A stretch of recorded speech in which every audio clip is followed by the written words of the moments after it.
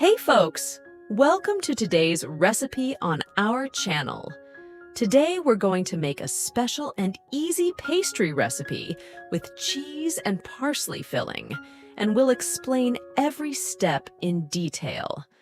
Before we start, if you're not subscribed to the channel, don't forget to subscribe and support us with likes and shares so we can bring you more recipes and great content. In a bowl, we mix a kilo of flour with a pinch of salt, 2 tablespoons of sugar, a tablespoon of yeast, and a quarter cup of oil. If needed, we add 2 cups of milk.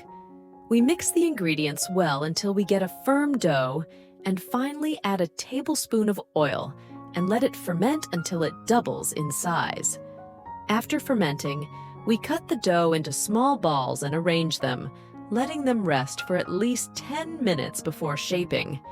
We prepare the cheese and parsley filling, or any other filling you prefer.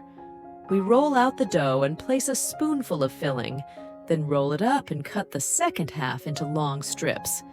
We continue rolling the dough until we get a perfect rose shape.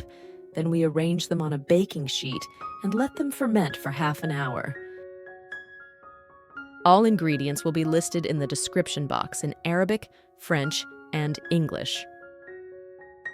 After that, we mix an egg with a little milk and brush the dough before putting it in the preheated oven at 180 degrees Celsius. We bake them for about 20 to 25 minutes, depending on the type of oven used. Finally, after taking them out of the oven, we serve them with tea or coffee, and hopefully this recipe will succeed for you.